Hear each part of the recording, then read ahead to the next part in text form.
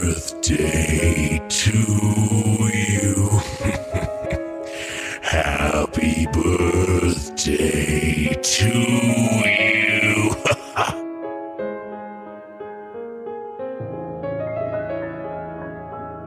One year, for her 6th birthday, Holly Brown went to a toy store with her mother and father. "Now, Holly, you can pick out any doll you want." Her mother smiled as she led her daughter into the store. As she looked around the store, she noticed many different kinds of dolls, but only one stuck out to her.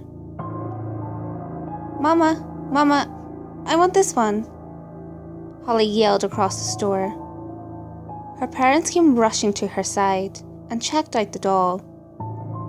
It had a pretty china doll face and a silk and lacy pink dress. Her hair had been curled into perfect blonde curls at the ends of her hair. "You're perfect," Holly whispered to the doll in the box. "We'll take the doll my daughter is holding," the father told the cashier. "Are you sure?" the cashier asked.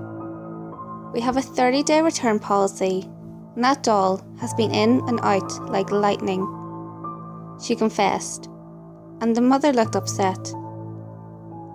"Kevin, if this doll has been in and out of different homes, I don't want it. If I want our daughter playing with it," the mother stammered frantically. "Honey, I'm sure it's fine," Kevin coaxed his wife. "We'll take it," he assured the cashier. She had a look of, "Whatever, dude, it's going to be your problem, not mine." Kevin took his wife and Holly, who was clinging to the doll, and went home. For the rest of the day, Holly never let go of that doll. She played with it, she talked to it, she hugged it, she loved it. Night fell, and it was time for young Holly to go to bed. "Leave the doll downstairs, Holly. Let's get you into bed." Her mother smiled and picked her daughter up. "Good night, Dolly," Holly said sleepily. Her mother made her brush her teeth, get her pajamas on, and she tucked her into bed. As little Holly tried and tried to fall asleep, she heard someone at the bottom of the stairs. She rushed out to the staircase, but there was no one there. She retreated back to her bed. Not much longer, as Holly was still trying to fall asleep, she thought she heard someone in the middle of the staircase. She rushed again outside, only to see nothing had been there again. She woefully retreated back to her bed. Finally, Holly had started to fall asleep when she heard someone at the top of the stairs. She quietly tiptoed out of her room and peeked her head out of the door to see if anyone was there. Thankfully, no one was. She shut her door and started to go back to bed. Just then, there was a knock on her door. Scared to open the door, since she's been hearing sounds all night, she just stared at it. The knock sounded again, and the young girl was reluctant to open the door. When she did, no one was there. She stepped out of her door, and a small, black shadow whizzed past her. She turned round, and there, standing on her bed, was the doll with an arm behind her back. "Dolly!" she cheered, and she went forward to grab the doll. The doll pulled her arm from behind her back and revealed the gleaming knife. She stabbed Holly in the chest, and she fell backwards. I called you perfect," Holly gasped for air. The doll leaned down really close to Holly's face and said, We can't all be pretty little dolls. The doll then stabbed her repeatedly. In the morning, the mother came upstairs to check on Holly, because she was always the first one up, and she wasn't downstairs. To her horror, the mother found Holly with multiple stab wounds, and the doll standing next to her with a bloody knife. On the wall, written in blood, were the words, "Happy birthday, Holly."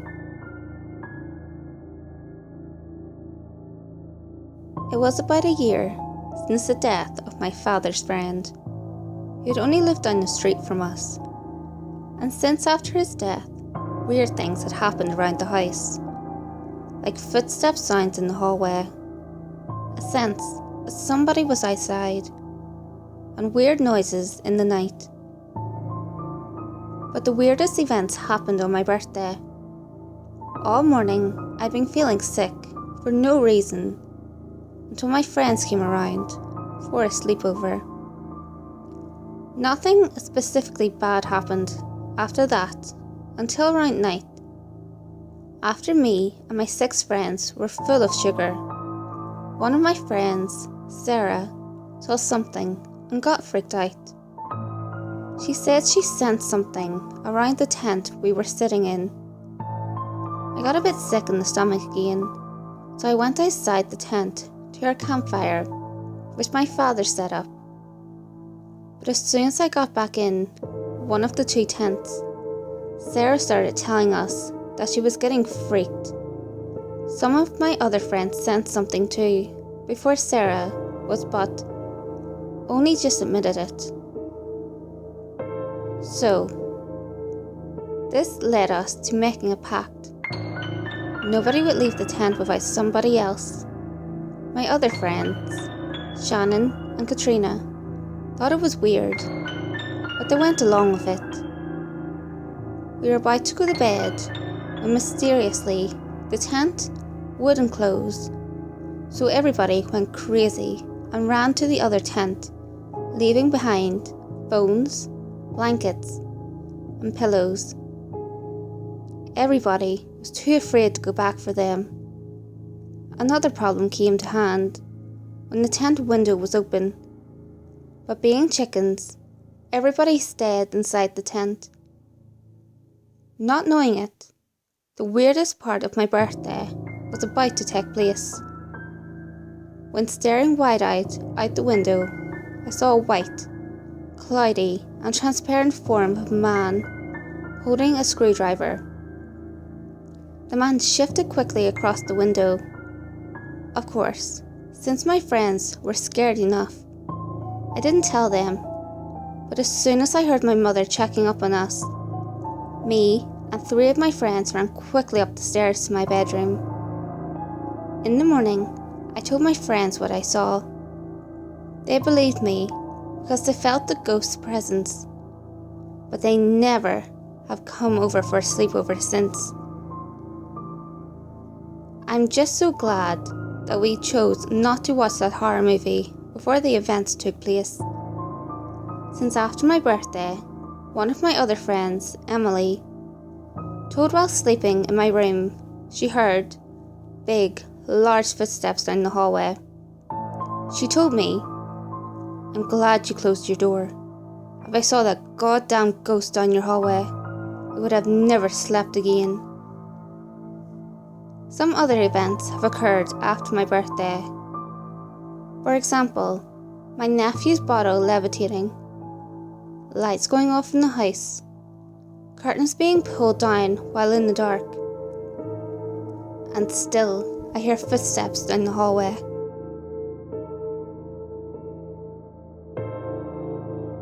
My daughter died on her 6th birthday. A man just handed me photos of her 7th. I cannot describe to you how I feel right now. What I'm experiencing is so detached from the normal. I'm almost convinced I've finally gone insane. Almost. My wife B died during childbirth. She was gorgeous, funny, intelligent, stubborn. A woman whose laugh was so loud eating in restaurants was a challenge, and whose stare was so intense it made my hands shake. I lost her as she gave birth to our daughter, Sam. Of course, I could have resented Sam for taking away what was once mine in a way nothing else can be, for taking what was so truly and utterly pure. But I didn't. I knew Bea wouldn't have wanted any resentment. She wouldn't have wanted our only child to have a life ruined by hate. But this isn't about grief. This isn't about the physical sucker punch of losing forever something you loved. This is about something far more sinister. My daughter was lively, always running and screaming, leaping up and down the climbing frame, causing havoc in her nursery classes. So for her 6th birthday, a trip with friends to the movies had left her so pent up with energy I could barely keep up with her as she dipped and dodged between people on the pavement. She'd occasionally turn back through the sea of people and shout, "Daddy, come on," in a tone that was almost petulant. I couldn't help but love her. I tried to chase her, I really did. She was too busy looking at me when she dashed out into the road, and the bus didn't have time to stop. A sickening crunch, and the world fell silent. I cradled her broken form in my arms, too numb to weep, too hurt to move. All I could feel was the warm blood gently seep into my clothes. In the state of shock I was in, I could just think about how I was going to wash my jeans.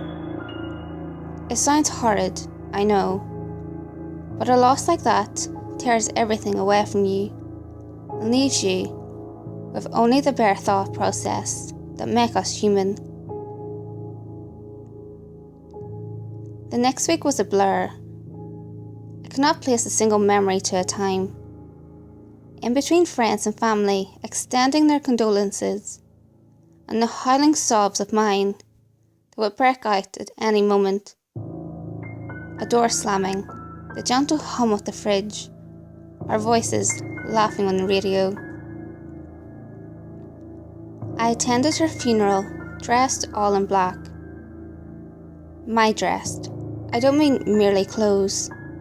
My very essence was dark. I couldn't feel or think, and the day continued as I went through the motions, like a dying man treading water. Everyone wanted to tell me about Sam, and how perfect she was. What an angel she was. As if I didn't know. As if I didn't realise what a gift my own daughter was. The man stood out from the rest. As he walked up to me and handed me this large leather book. I assumed, at the time, he was a parent of one of Sam's friends, handing me a collection of their photos together. Or maybe I was too numb to even process his cold hands, and how he never mentioned my daughter once. For a month, I was lost. I drank and stayed in our now empty apartment alone, watching old box sets. Too numb now to even cry. It was only when my sister arrived, when she held my hand and talked to me, that I began to come out of my shell. She'd sit and listen to the most inane things I said, and gently coaxed me out of my depression. Not completely, but enough for me to begin to live what was almost a real life again. That was when I opened the book. I decided to remember Sam for all the joy she gave, and was prepared to reflect on her life without feeling miserable. I opened the first page. It was essentially a binder full of Polaroid photos of my daughter growing up. I furrowed my brow. They were taken from a distance, blurred slightly, and I was in a few of them. I began to feel sick, but hoped that the following photos would provide some explanation. I came up with every excuse of how the man obtained these photos, desperate to view the moments of my daughter's life without a sense of trepidation. The photos grew closer and closer to my daughter's birthday. I could see the day I gave her a tiny bike after she turned 5, and the skinned knees that ensued. The book had so many more pages that I assumed the rest were empty. But there was a photo of her just before the movies on her 6th birthday. I could recognise the pink raincoat she insisted on wearing, and my hands on her shoulders. There was no photo of the crash. Instead, her life continued inside this book. Her 7th birthday had a photo of me and her in the garden, covered in paint, with a huge canvas on the floor and an extremely messy painting. Her 7th birthday. Her 7th birthday. The reality of what I was seeing hit me. Then, I slammed the book shut. I sat there, at the kitchen table, staring at the leather. This must be some sadistic Photoshop, I hoped. Someone had taken the time to pull a hard prank on me. I say I hoped, because essentially, I couldn't believe the other explanation, if there even was one. Gritting my teeth, I decided I had nothing to lose and kept reading. I can't explain the emotions I felt whilst I read accurately, listening to the sound of the page turning. I can try, but nothing could prepare you for something like this. Her life continued, showing her losing her baby teeth, her first day of senior school. My turning of the pages became more frenzied, and I began to notice something. The photographer was getting closer to her. As she grew older, not in every photo, but a general trend, the photographer was getting closer and closer. More daring, perhaps. She was beautiful, stunning.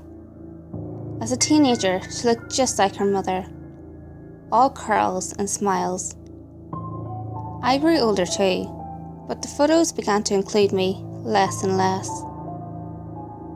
Her 16th birthday was strange. A group of her friends sitting outside, drinking from little plastic cups at a picnic. But there was someone in the background, near the bushes of the park where this was taken. A dark figure stood. You wouldn't have noticed him if not for the small shadow he cast on the grass. I leaned back for a moment and exhaled. This was too weird. I'd been so caught up in watching my little girl grow up, I hadn't thought about how this would end. Moments like this are so utterly surreal that sometimes you remove yourself from them. I almost felt like I was watching myself read these, like this was a dream, or a program on the television. I continued. The dark figure became more and more present in each photograph. I could almost make out features. His presence was towering, and as I turned the page, I expected to see him disappear. But instead, as their photographs grew closer to her 18th birthday, she was no longer somewhere I recognised. Instead, the photos were of her in a dimly lit house, her face contorted by fear, striking all sorts of weird poses. Sometimes she would be dressed like an ancient queen, or she would be dressed like a maid scrubbing the floors. The figure was there, even closer now. His legs or his arm would appear in each and every one. No matter how she was dressed, in every photo, her face had this desperately pained expression. It killed me. There were bruises on her face. She looked thin, ill even. I couldn't do it. This was sick, properly sick. My girl. I soldiered on. The last photo I looked at, before I slammed the book shut and swore to never, ever look at it again, was of her 18th. The caption underneath read, "At last," in sloppy writing. She was looking straight at the camera, crying. She was on her knees, dressed in a black evening dress, with an apple in her mouth, and her hands bound behind her back. Her makeup was ruined by her tears. It was as if she was pleading me, begging me to help, but I couldn't. I closed the book and left the room, my whole body convulsing with sobs. I couldn't call the police, of course. She was dead. The thing that keeps me up at night isn't the content of what I saw. It's that there were so many pages left. Hey guys, if you enjoyed this video, give it a thumbs up and share it with your friends. You can also leave a comment below.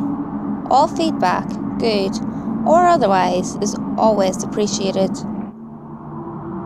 If you have any creepy stories of your own, or of any topics that you would like me to cover, feel free to send them in via any of my social media. You can find all links to my social media in the description below. Until next time guys, make sure you lock your doors, stay safe, and I'll see you next video. Happy birthday to you. Happy birthday to you. Happy birthday. Happy birthday. Happy birthday to you.